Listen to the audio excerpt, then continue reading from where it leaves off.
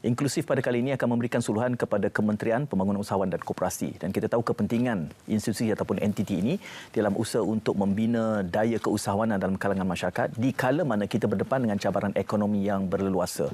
Dan kita melihat inflasi sebagai satu cabaran yang besar, begitu juga krisis dunia. Kesemuanya ini akan dibahagikan kepada dua aspek. Yang pertama, kita bercakap tentang keusahawanan dan disusuli pula tentang pembangunan koperasi. Jadi tidak lain tidak bukan tetamu inklusif pada kali ini adalah Menteri Pembangunan Usahawan dan Koperasi Yang Berhormat Tan Sri Noh bin Haji Omar. Tan Sri, Assalamualaikum. Waalaikumsalam warahmatullahi wabarakatuh. Terima kasih Tuan Said sudi menyebut saya. Ya, terima kasih kerana bersama kami pada waktu ini. Ketika mana ramai Tan Sri yang melihat bahawa perniagaan sebagai satu solusi, tetapi kita juga tahu 2 tahun berdepan dengan PKP, ekonomi ditutup, kemudian disusui pula dengan ancaman banjir sebelum ini. Kuskop kementeriannya melihat ancaman ini. Mungkin kita bermula di situ, Tan Sri. Yang pertama saya kena bagi tahulah kementerian dulu Medak. Sekarang dah tukar nama Kuskop. Okey. Kementerian Usahawan dan Koperasi. Macam mana yang Tuan Said cakap tadi, memang sekarang ni cabaran kita cukup kuat.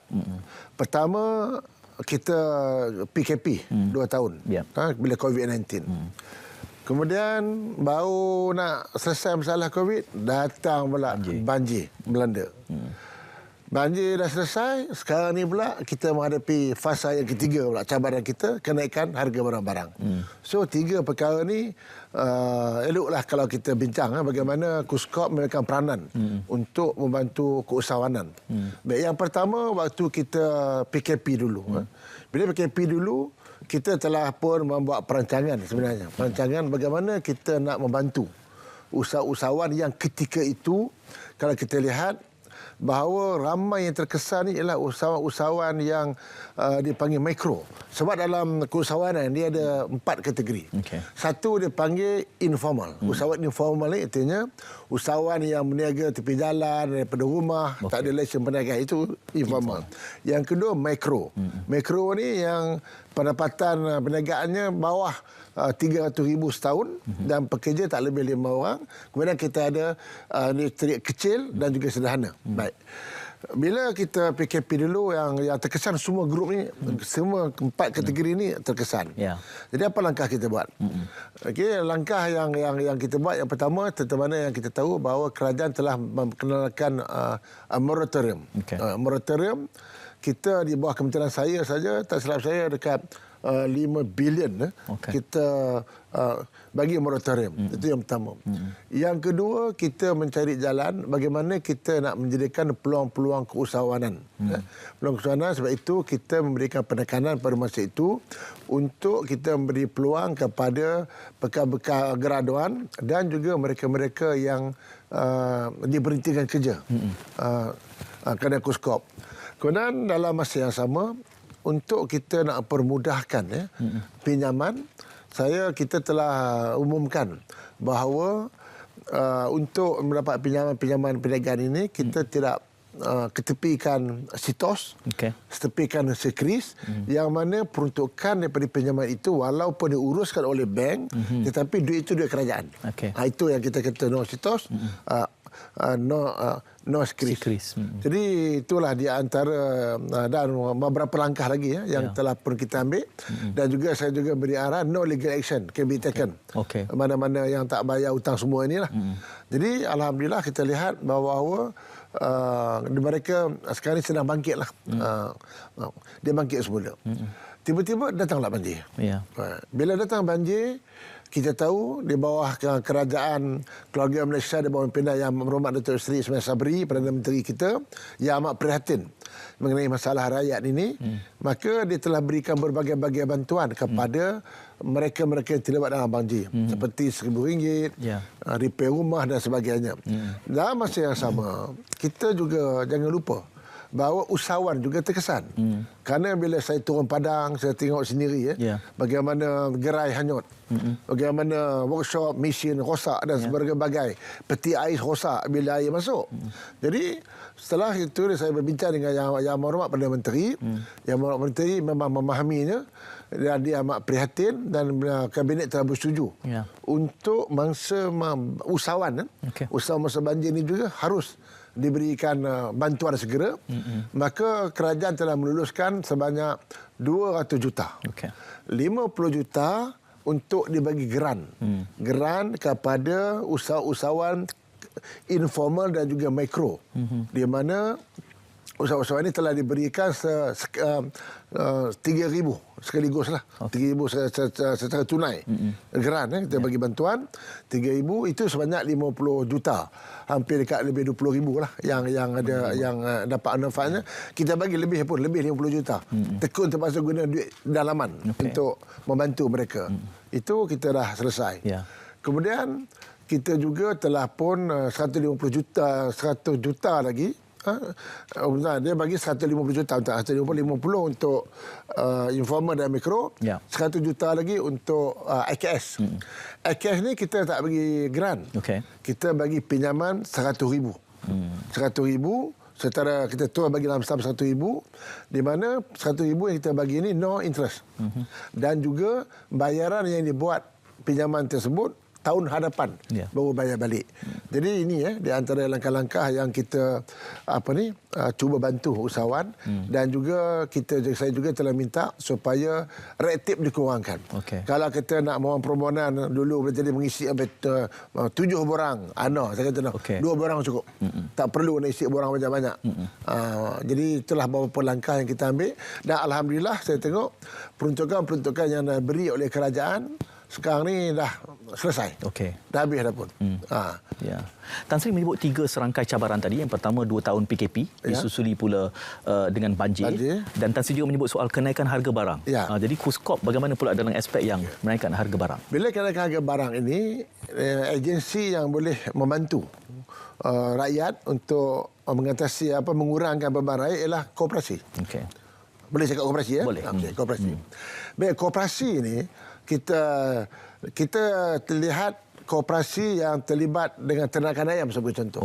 Ada 15 koperasi yang boleh menghasilkan dekat 42 juta ayam. 42 juta ekor ayam. Dan juga ada koperasi-koperasi yang terlibat di dalam pertanian. Jadi kerana itu kita telah minta supaya koperasi-koperasi yang terlibat di dalam bidang-bidang sektor pertanian ini yang mengeluarkan hasil-hasil agro makanan naklah diberikan bantuan seberapa segera. Jadi daripada segi pinjaman koperasi daripada 10 juta naik sekarang 30 juta dah boleh pinjam. Dan juga baru-baru ni bila kerajaan umumkan ada 500 juta 500 juta yang disediakan oleh Bank Negara untuk membantu dalam sektor agro makanan ini. Termasuklah saya minta koperasi juga layak untuk memohon. Selain daripada syarikat-syarikat, sebab koperasi ini dia tak berdaftar dengan syarikat. Dia tak berdaftar dengan SSM. Dia hanya berdaftar dengan Suruhanjaya Koperasi Malaysia. Yang ini juga kita akan telah boleh koperasi boleh memohon direct kepada kepada pihak kerajaan. Kemudian kita juga tubuhkan selain daripada agro makanan ini tadi, bidang pertanian, kita juga nak cari jalan bagaimana kita nak mengurangkan peran orang tengah. Macam jihad, macam dulu yang Orang Menteri pernah kata berjihad memerangi orang tengah. Baik, saya lihat bahawa salah satu kadang-kadang barang ini kadang ada orang tengah. Jadi itu koperasi saya minta mainkan peranan untuk menggantikan peranan orang tengah dengan cara biarlah koperasi sendiri yang menjadi dan menubuhkan DC ini, pusat pengumpulan dan juga penyebaran dan pengedaran. Jadi sekarang ni kita dah minta, kita selama ni kita ada lebih kurang 28 DC. Apa peranan DC ni? Dia ni kena ambil barang direct daripada pengeluar-pengeluar. Kalau dia nak import barang pun, dia import direct. Dan daripada situ nanti, bila dia letak kat pusat pengumpulan ni nanti, maka lepas ini, ke mana dia nak hantar barang ni, maka itulah kita hantar ke Koopmat. Di mana yang berhormat Perdana Menteri sendiri telah pun melancarkan Koopmat ini, kerana Koopmat ini yang kita buat desain yang baru, warna merah putih. Koopmat, di mana kita nak kenali. Kita nak jadikan promosi ini siapa nak barang murah, datanglah kepada Koomat. Okey. Mungkin ada beberapa barang penting. Kerana kenapa? Kerana sebenarnya ramai juga rakyat mungkin tak tahu. Okey. Bahawa kerajaan juga ada memberikan macam peruntukan subsidi. Barang-barang untuk barang-barang melalui koperasi. Tak silap saya dapat 3 juta. Jadi dengan peruntukan yang kerajaan bagi inilah, maka kita akan salurkan kepada Koomat-Koomat ini, di mana barang-barang di kedai Koomat ini, kerana kita bagi dia subsidi, dia naklah menjual barang lebih murah daripada harga pasaran di luar sana. Jadi kita cuba nak memberikan satu pendekatan, satu gambaran bahawa kerana harga murah, carilah Koomat. Jadi kita harap dengan adanya peranan koperasi, dengan adanya kita tubuh membentuk daripada segi pertanian, sektor pertanian, koperasi yang terlibat dalam sektor pertanian. Kemudian kita ada pusat DNC kita sendiri, pusat pengumpulan dan juga pengedaran sendiri, dan kita ada kedai kita sendiri, Koomat kita sendiri. Maka kita harap akan dapat meringankan beban rakyat dan kita dapat memberikan harga keperluan rakyat dengan lebih murah daripada harga di luar sana. Ya. Tan Sri, saya melihat idea tentang Koomat ni saya anggap sebagai facelift, memberikan wajah dan nafas baru kepada agenda koperasi kita. Sejauh mana ia telah dilaksanakan dan apa sasarannya dalam mungkin RMK 12 ataupun menjelang akhir tahun ini? Dia sebenarnya kalau kita tengok koperasi ini banyak. Kita ada Koomat sebagai contoh. Kita ada macam-macam koperasi kita ada. Tapi kita nampak macam tidak kurang penyelarasan. Jadi untuk kita selaraskan perkara ini, koperasi-koperasi macam kata Angkasa, dia ada kedai dia sendiri, koperasi. Koperasi Felda, dia ada kedai dia sendiri. Dan banyak koperasi-koperasi memang ada kedai dia sendiri. Malah di sekolah pun ada juga koperasi. Jadi kan itu, Suruhanjaya Koperasi Malaysia saya telah menubuhkan dipanggil satu federasi. Federasi ini ialah dia tubuh satu jawatan kuasa federasi. Katalah federasi dipanggil federasi untuk barang-barang runcit. Jadi koperasi ini nantilah yang akan panggil. Mana koperasi-koperasi yang sudah terkenal lah. Contoh macam yang agak hebat juga Koop Makmur sebagai contoh. Dia pun Koop Felda. Banyak yang dah ada kedai-kedai ni. Sekarang ni saya minta diorang duduk bincang, kita nak kena selaraskan bagaimana semangat koperasi ini kita dapat tanamkan, kita tolong-menolong. Kalau kata boleh jadi koperasi ini dia ada kelebihannya barang-barang tertentu. Jadi bila ditubuhkan federasi ini, dan untuk federasi ini juga kita bagi juga peruntukan untuk mereka memulakan program-program mereka supaya dengan adanya federasi ini mereka dapat selaraskan oleh kedai-kedai koperasi ini di bawah satu nama baru yang nama Koomat. Jadi untuk tahun ini kita punya KPI kita kurang-kurangnya kita nak tumbuhkan 500 koperasi dan juga kita juga nak tekankan juga koperasi masjid. Kerana kita tahu masjid dalam negara kita ni dekat 6,000 lebih kalau saya tak silap. Tapi yang ada lebih kurang 400 koperasi saja. Jadi tak sampai 10% masjid ada koperasi. Now kita punya sasaran kita kalau boleh kita nak tubuhkan kurang-kurangnya lebih kurang 300 koperasi di mana masjid, yang di mana bila koperasi di masjid ini ada, boleh juga dijadikan satu platform untuk membantu rakyat mendapat barang keperluan yang lebih murah daripada pasaran di luar.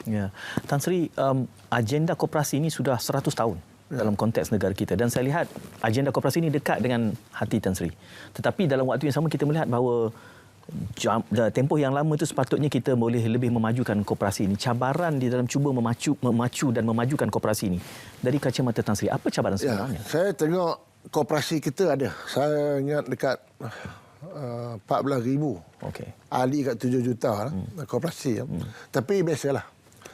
Koperasi ini ada koperasi yang hebat. Ada koperasi yang orang kata sederhana, ada koperasi yang hidup segan mati tak mau, ada koperasi nak kata mati kubur tak ada. Begitulah kita ada. Sekarang apa kita buat? Kita buat kajian balik.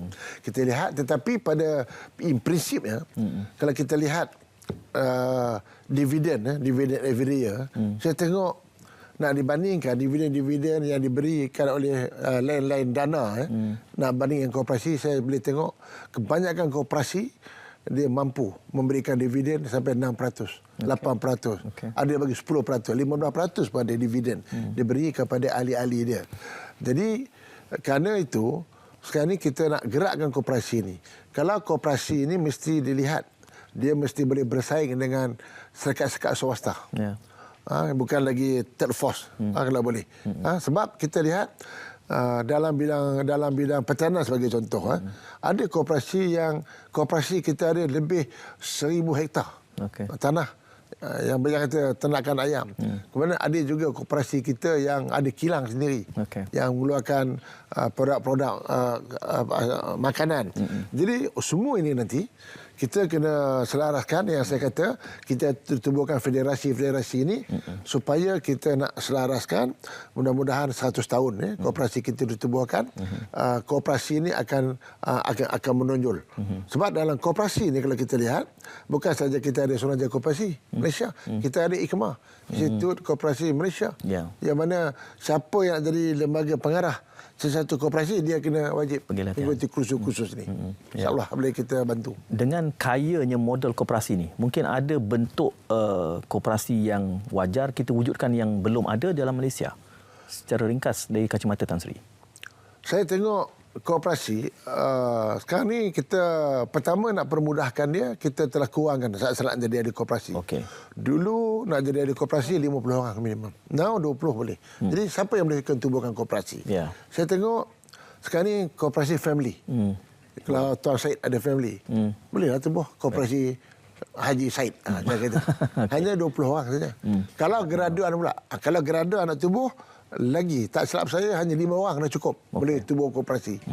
Kemudian kita lihat banyak sekarang ni kaki tangan kerajaan, dan juga kadang pekerja-pekerja. Kalau dulu dia orang ada union sebagai contoh, juga boleh diwujud boleh tubuhkan koperasi. Jadi ada kaedah yang boleh diperkaya dan diperkasa untuk pembentukan koperasi ini.